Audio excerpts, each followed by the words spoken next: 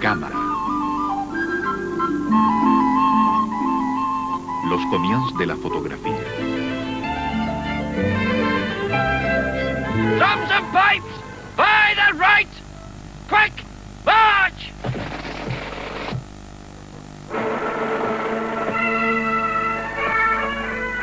Episodio número 2. Mudos testigos de la guerra.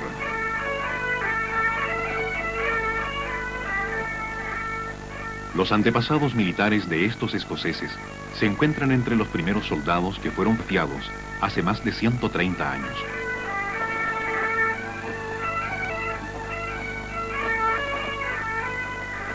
El ejército inglés no había tenido otras batallas de Waterloo y los soldados permanecían tranquilos en Edimburgo.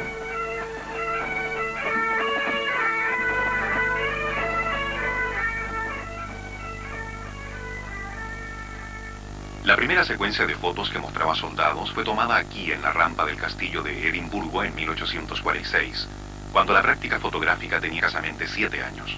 La segunda mitad del siglo pasado prueba, como veremos, haber sido una de las grandes eras de la fotografía bélica. Hubo gran cantidad de guerras, el avance era lento, y los choques casi se podían predecir, ya que se conservaba en alguna medida la vieja ética de batalla. Era una tregua para sepultar los muertos. Además, no había ningún tipo de censura, por lo que, a pesar de la simpleza técnica de las viejas cámaras, los fotógrafos tuvieron gran libertad de acción. Existieron 2 fotógrafos aquí en Edimburgo en 1840 que tomaron las primeras fotos de guerra, aunque ellos personalmente nunca estuvieron en batalla. David Hill y Robert Adamson trabajaron juntos por 5 años, y durante ese tiempo tomaron algunos de los más distinguidos originales en papel fotográfico, llamados calotipos.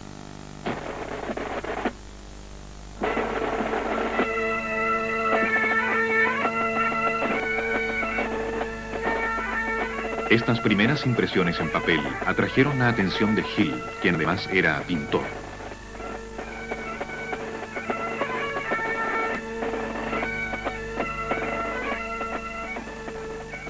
Los soldados debían mirarlo fijamente, concentrados, ya que tenían que conservar la misma pose durante varios minutos.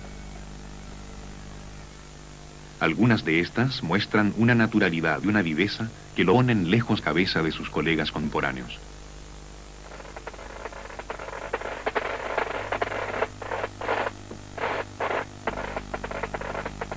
Los soldados en sí proyectan una atractiva y colorida imagen, y el realismo que da la fotografía ayuda a plasmar las glorias marciales en la pintura de motivos bélicos.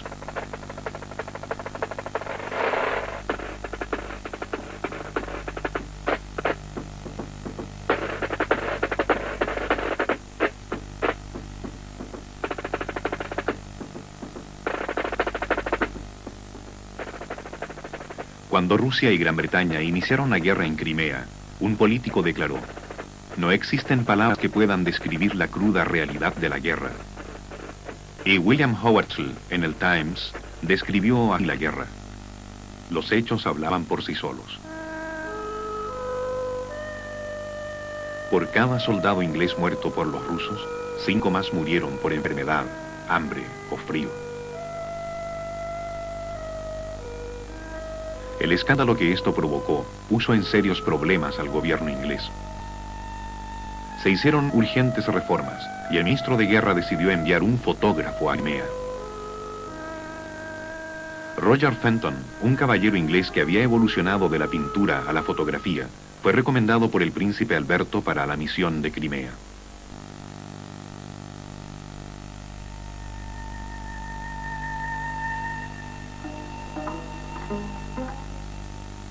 Fenton llevó consigo 5 cámaras y 700 placas de vidrio, las que utilizaba como el proceso colodiano que le permitía mayor rapidez y nitidez en las exposiciones de los negativos de vidrio realizados en terreno.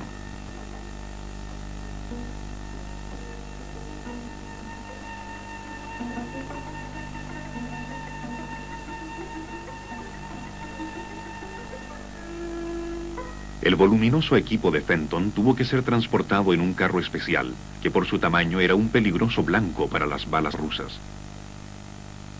Apenas llegó, Fenton se dio cuenta que uno de sus grandes problemas sería la vanidad de los oficiales, quienes solo cooperaban si él accedía a tomarles fotos a ellos primero.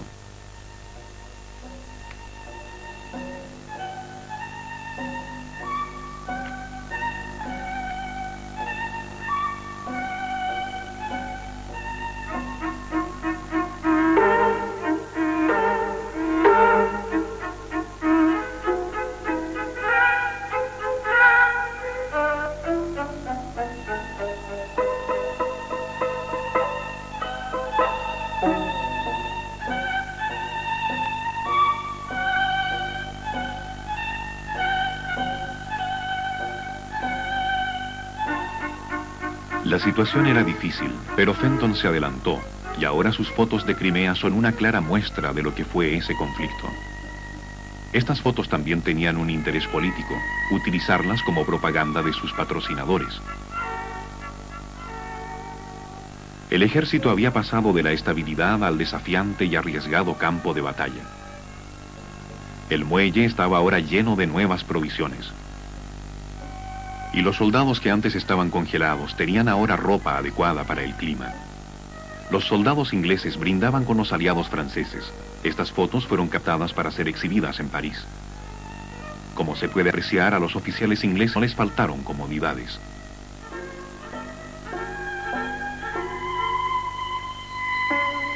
El comandante inglés en Crimea era Lord Raglan, galante y cortés, pero bastante incompetente. Los puestos de la plana mayor estaban ocupados por 5 de sus sobrinos. Estos caballeros civiles acudían solo como simples espectadores. La indiferencia de la aristocracia inglesa demostraba su estado decadente.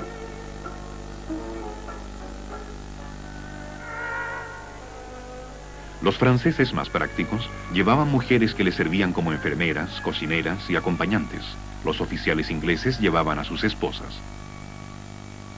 En las fotos de Fenton no aparecían cadáveres, lo que decepcionó a aquellos que esperaban ver retratadas tanto a la gloria como a la muerte.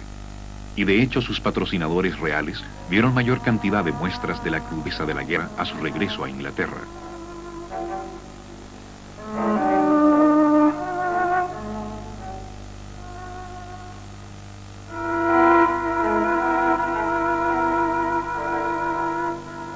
En el año en que terminó la guerra de Crimea, 1856, la reina Victoria fue personalmente testigo del sufrimiento de los ingleses heridos.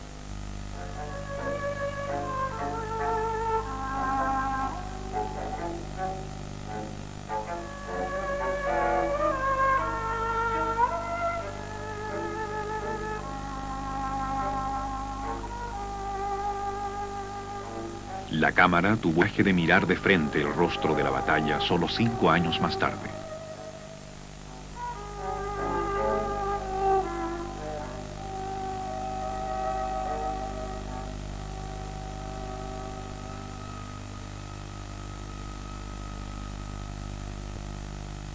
La fotografía de guerra estuvo presente en los campos de batalla de la Guerra Civil Americana, donde habría morir 600.000 hombres.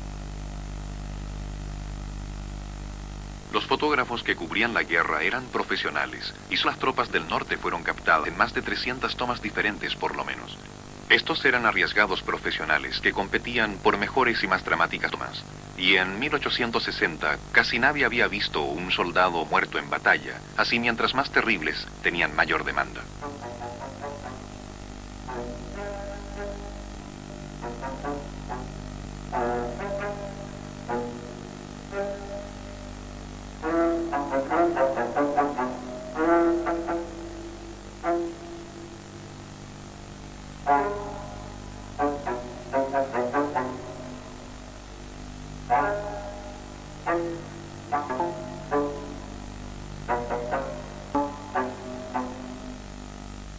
El mejor en este aspecto era Mathew Brady, ya famoso por sus retratos. Fue el primero en hacer afiches políticos. Incluso Abraham Lincoln comentó que sus afiches lo habían ayudado a ganar la presidencia. Y fue justamente la elección de Lincoln la que finalmente llevó a Estados Unidos a una sangrienta guerra civil. Brady utilizó sus contactos para poder llegar con su carro hasta el frente de batalla. Estos extraños vehículos, llenos de cámaras y sustancias químicas, deslumbraban a los soldados, quienes pronto los apodaron los vagones sorpresa.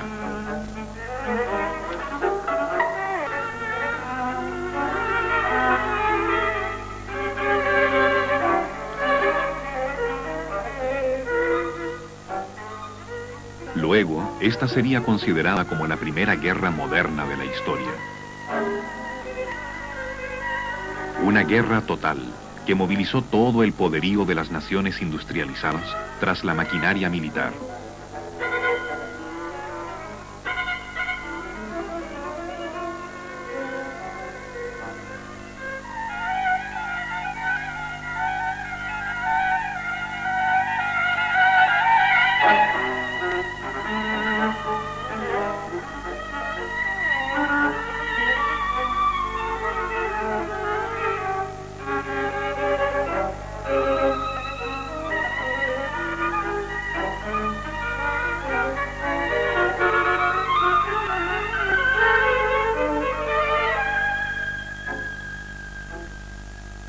En los comienzos, algunos soldados antiguos aún conservaban su espíritu hogareño.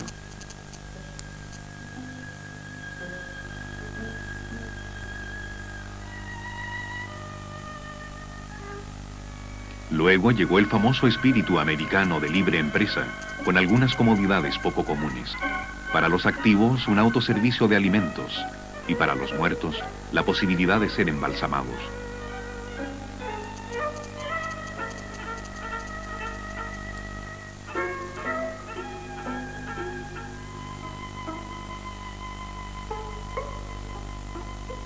El campo de batalla después de la matanza era fotografiado en su cruda realidad, antes que los cadáveres fuesen retirados. La primera gran batalla de la guerra fue en Antietam, en 1862. Las tropas sureñas se retiraron al frente de esta pequeña iglesia. Un testigo declaró: "La matanza fue horrenda. Ambas tropas atacaron repetidamente a través del campo, frente a la iglesia, sembrando todo el lugar de muerte. En un día cayeron 23.000 soldados, en una batalla de la que nadie salió vencedor". Al principio la cosa fue mala para Lincoln y sus generales, pero el poderío del norte se empezó a imponer sobre sus adversarios.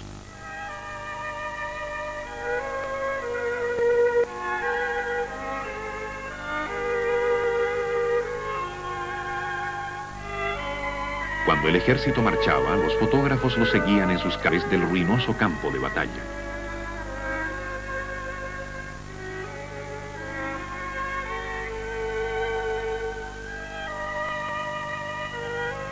La fotografía era aún muy lenta para seguir la acción, por lo que la cámara tenía que conformarse con los muertos.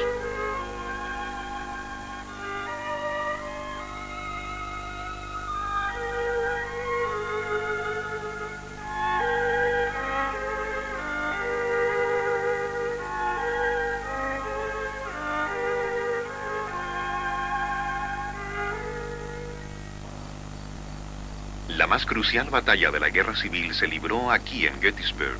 Las tropas sureñas de Robert E. Lee invadieron el norte y amenazaban Washington. Se encontraron en Gettysburg con las fuerzas nortinas. Durante 3 días los sureños atacaron a sus enemigos situados en las colinas.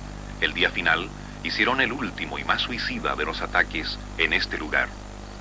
15.000 soldados sureños pelearon y la mitad murió. Y así este ejército se retiraba. Por 2 días cayó la lluvia que lavó la sangre del suelo, y cuando los fotógrafos arribaron, los muertos estaban aún sin sepultura.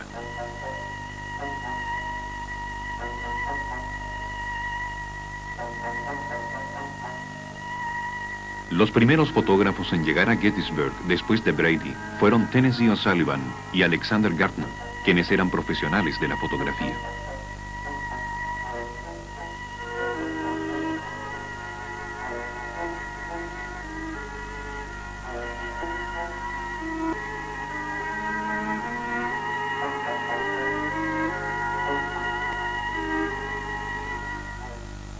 Alexander Gardner, periodista radical de Escocia, vino a América donde pensaba fundar una comunidad socialista y sus fotos intentan mostrar el verdadero horror de la guerra, pero existen ciertas dudas al respecto.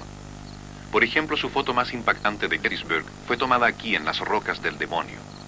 Gardner la llamó la casa del tirador rebelde, y es una de las más famosas fotos de guerra del mundo. La foto de Gardner fue una farsa, y no hay pruebas que el soldado fuera experto tirador. Era probablemente de infantería, y fue muerto 40 metros antes. En efecto, ya antes O'Sullivan y Gardner habían fotografiado al mismo hombre en el lugar donde cayó originalmente, pero luego, para conseguir el efecto de una foto dramática, llevaron el cuerpo hasta las rocas y acomodaron el cadáver para lograr una buena pose. La que fue una famosa foto de guerra, privada de la realidad, se convirtió en algo vacío y sin valor.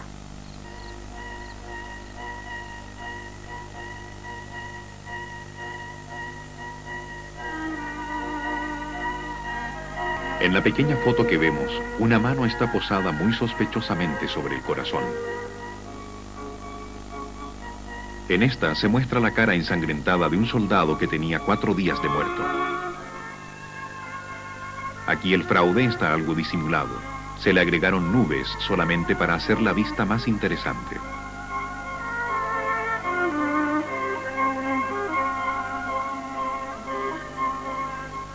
En ese tiempo, la cámara de guerra era capaz de entregar una evidencia completa.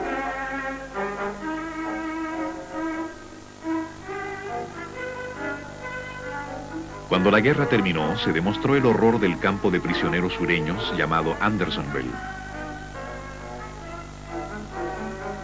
Las letrinas desembocaban en el agua que se bebía.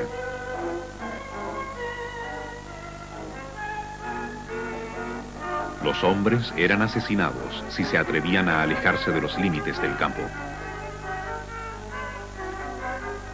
En Andersonville moría un prisionero cada 11 minutos. El norte fue cabo, y el comandante del campo fue colgado en público, mientras los soldados gritaban, "Recuerden Andersonville".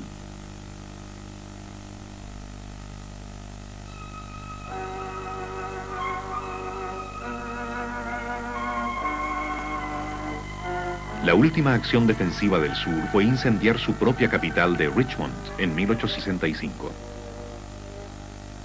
Y una vez más, la cámara estaba presente para captar las últimas escenas de la Primera Guerra, bien documentada en la historia.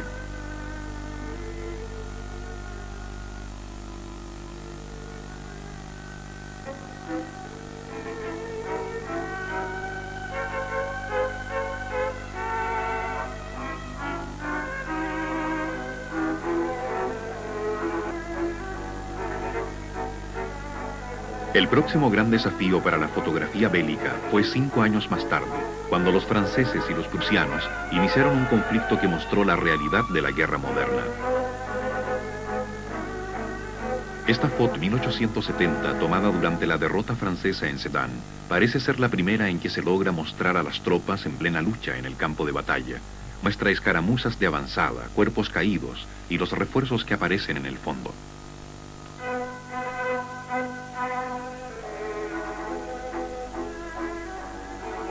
Pero la línea de frente avanzaba tan rápidamente que la gente se empezó a quejar de la escasez de fotos de guerra. En unas semanas, los prusianos llegaron a las puertas de París. El alto mando de generales prusianos se instaló por un largo tiempo en el Palacio de Versalles, antigua residencia de los reyes de Francia.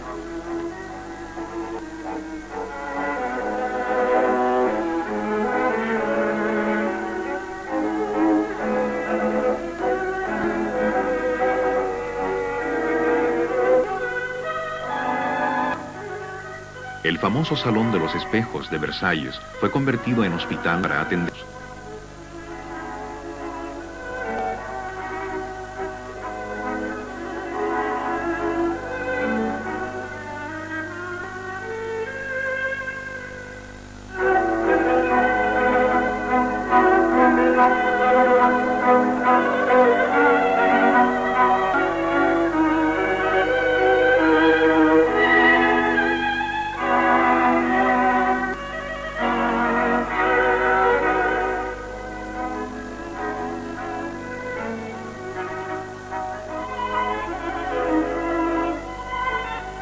Los alemanes pronto traspasaron las fronteras que defendían las inmediaciones de París.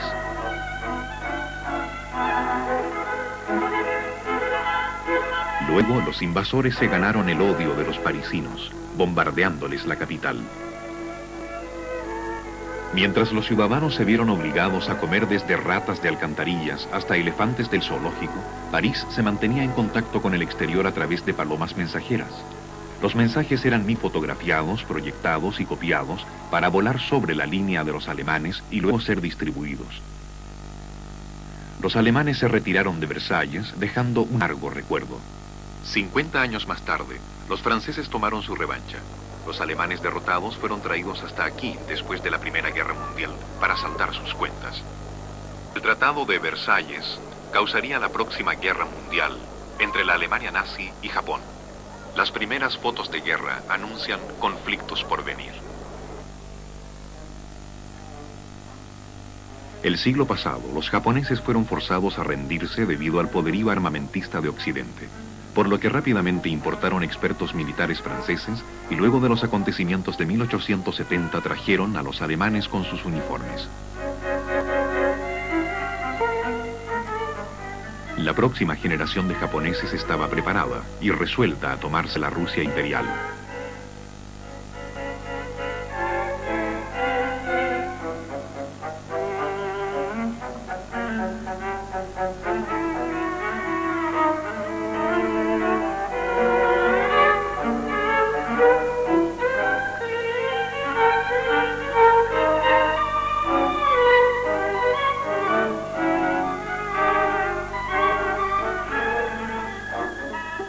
En 1904, los japoneses asombraron al mundo al forzar a los rusos a detenerse.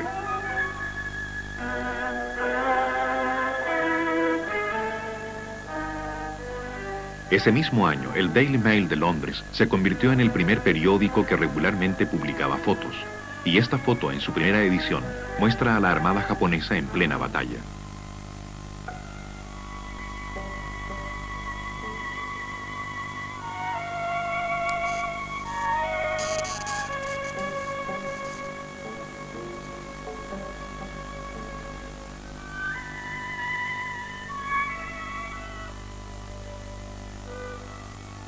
Las guerras, entonces, al igual que ahora, son aprovechadas para aumentar la venta de periódicos. A comienzos del siglo, las agencias internacionales empleaban grupos de fotógrafos independientes para satisfacer la gran demanda de fotografías noticiosas. En la guerra ruso-japonesa, tanto los fotógrafos ingleses como los americanos trabajaban frente a ambas líneas de combate.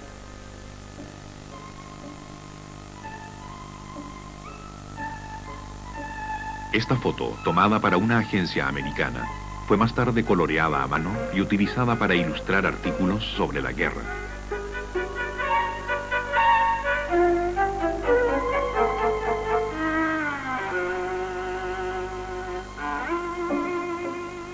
El horror original, inspirado por la imagen de la muerte, se apaciguaba a medida que las fotos se hacían más comunes.